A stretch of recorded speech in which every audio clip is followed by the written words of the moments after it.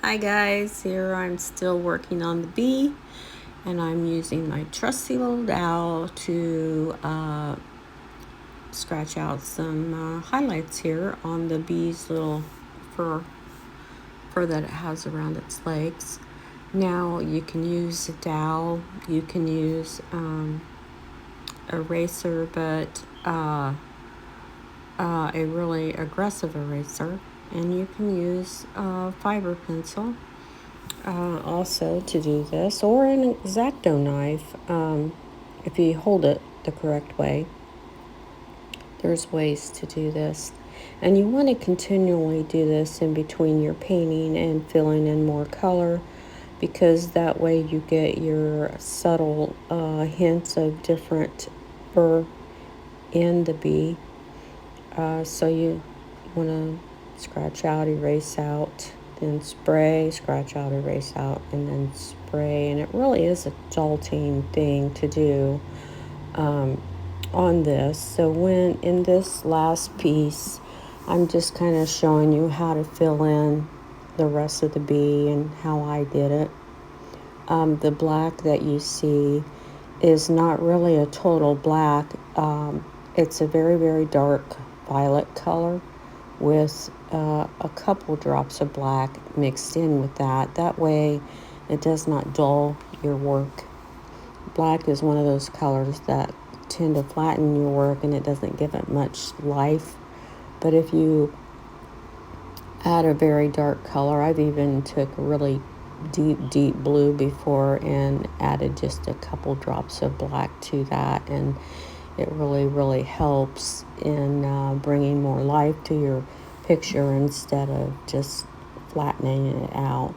But here I use violet because the bee has a lot of natural ambers in it and reds on this lilac, so we wanted to kind of enhance that color. And then you're just going to see me keep scratching out here and there. And then where you when you first lay on your blackish color, you want to lay it on very lightly. You don't want to like fill it in completely black. You want to give yourself some area to come in and just build up on that color instead of filling it in all one color, because a lot of this is looks grayish and not really a deep color because of the way the bee is actually flapping its wings. So it's kind of a blurred out effect, which will make it look a grayish color. So you don't want to fill it in completely dark.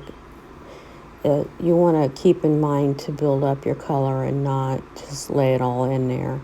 And here I'm using the aggressive eraser on this side of the little leg here, because it's kind of a blurry look on the photo. So that's kind of what I'm wanting to get here, not so striking with the dowel.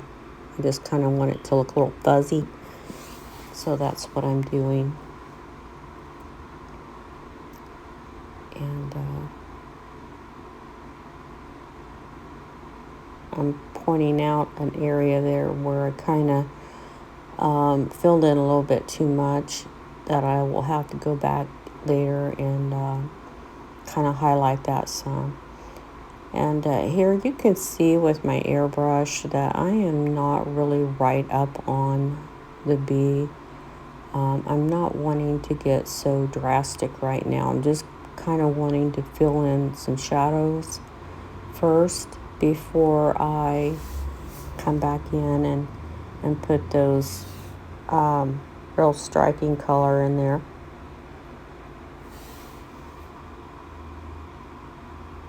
This is my PS 771 Creos. This is my airbrush of choice. And then the probably Takumi. I have a 270 Creos and a 267 Creos, and they're both there are two. Those last two that I mentioned are a 2mm, which is a detail brush, and you can get a very fine thin line with those two. But this 771 is a micron, so it's in my opinion, it holds right up there next to the Takumi, which, you know, I'm not a side feed girl.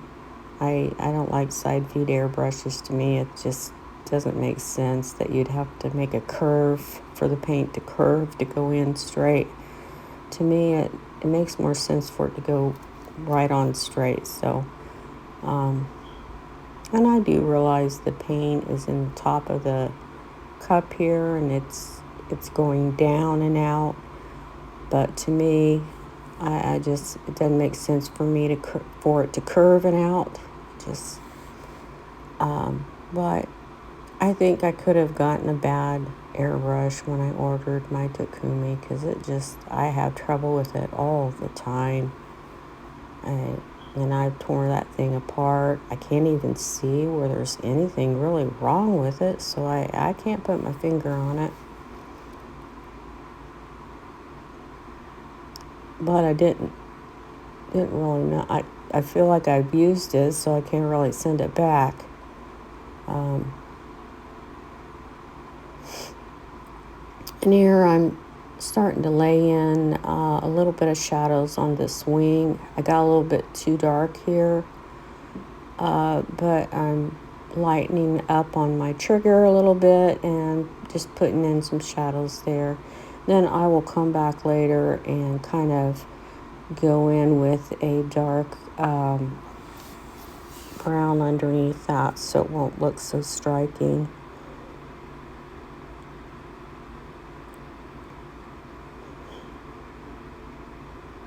And this wing has some like blurred effect in it too, so you don't want to be like really sharp on with it, like a really sharp what's the word I'm looking for, cutout effect. You don't want that really on a picture like this. We don't want it to look so sharp. We want it to look a little fade out around the bee itself, because it is it's not a letter, it's a animal. Insect. Animal, insect.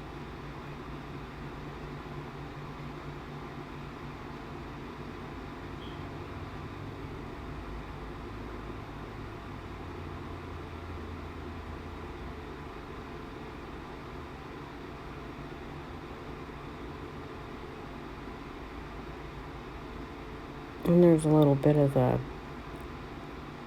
haze on this from my lighting. I've been having a lot of trouble with my iPhone, because I use my iPhone as a camera, and then I take it into a program app that I have to put the audio on it and format it, and I've been having trouble with it. I guess it's the storage, but I actually had to cut out a section of this. So at the end of this, you will see where I'm just going to tell you there'll be a few more hours of scratching out the little hair effects, and then layering it again and scratching out. So at the end of this video, you're not seeing a completed picture of it, but I will put on here the completed picture in the video, so you'll see it. But there are more hours of like doing a lot of the tedious work of, you know, putting those highlights in and the little hairs and things like that to make it look real. You know, some of those things you don't want a video, because it just goes on forever and you're not really seeing anything different but the pulling out of the paint. But if you notice, I'm continually picking off my needle on my airbrush there. That's because we don't want tip dry. We don't want it to splatter out. And when you're continuously spraying like this, tip dry will build up on the end of your needle. So it's best to get in the habit of of picking off your needle. And I usually always spray without my cap on. That's because I've been airbrushing for many, many years, and I know how to airbrush and I know how to treat my needle. But now, if you're a beginner to this, you may not want to take that cap off to expose your needle because you're not used to protecting it. And what there's different caps, but there's the cap that comes on the PS 771. It allows you to go in there with a little soft toothbrush to kind of clear off that tip dry without removing the cap on it. And I suggest that if you're just beginning, because it takes a while before you learn how to treat your airbrush and how to protect that needle. And you know, there's times you're going to drop it, and it's best to have the cap on because those needles are not cheap.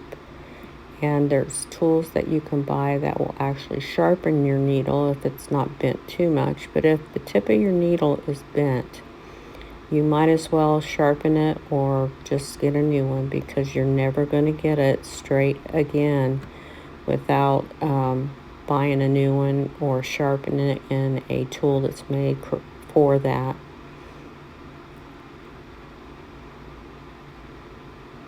And you probably can't see what I'm doing, but I'm coming in and just darkening some areas. And that B right now is just burnt sienna. And then I think I do add a little touch of orange here and there, and that's probably what I'm doing right here. Is that you'll see that little circle there. So I'm building up a little orange there. We're on the photo. There's yellow and orange, and then mostly it's sienna.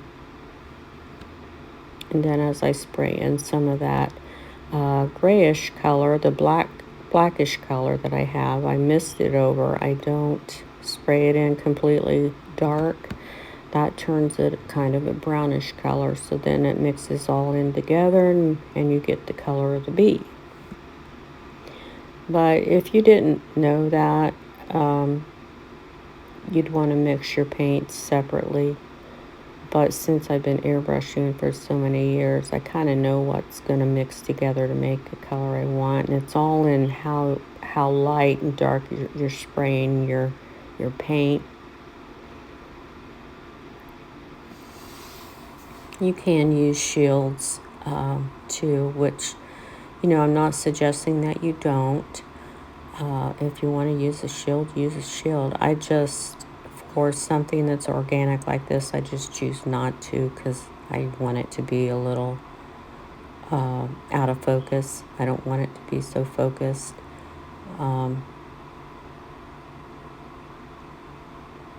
So it's okay for it to be a little fuzzy.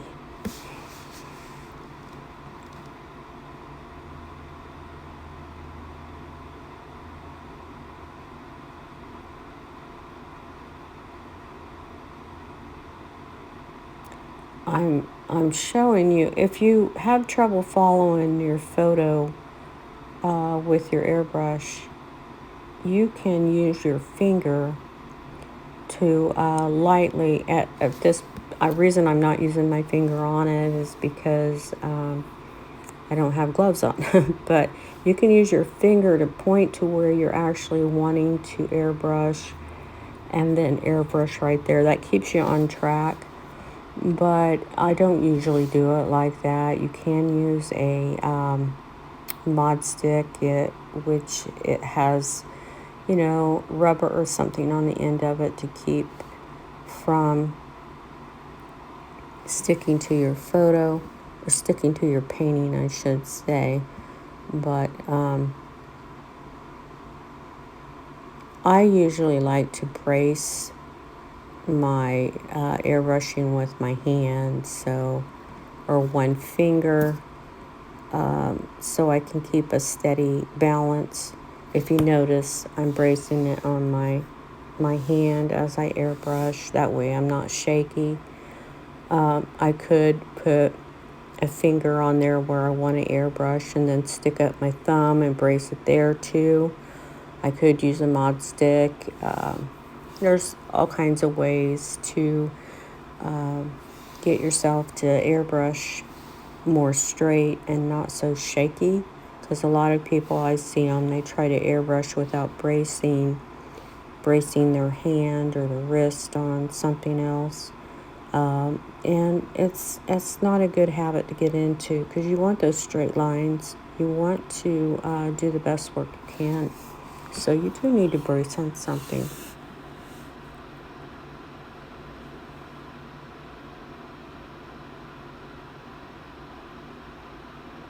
Mod sticks are great. Now, if you're using acrylic ink, you probably could get away with that, but I don't think Cretex illustration, it scratches so easy, so I wouldn't use a stick on that. I would prefer to use your finger.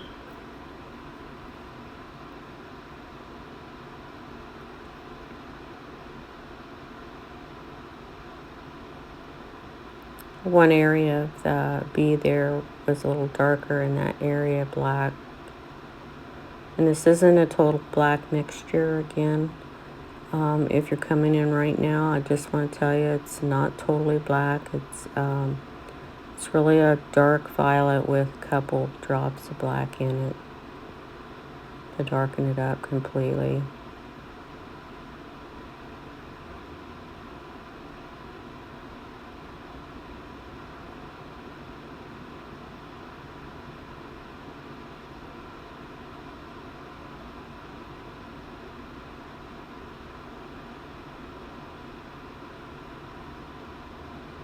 Looking at the photo and trying to pick out those highlights, and I didn't lay my finger down. I actually goofed up a little bit here, which you can't really tell it now, probably, because unless you're looking at a photo of the picture.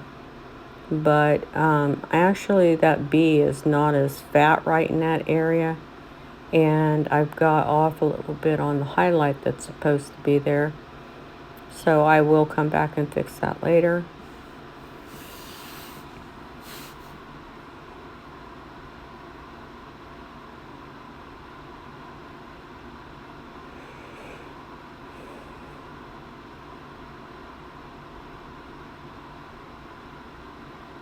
I apologize. I didn't cut this out, and I should have. But apparently I'm taking a little break or something. Do da di da da da.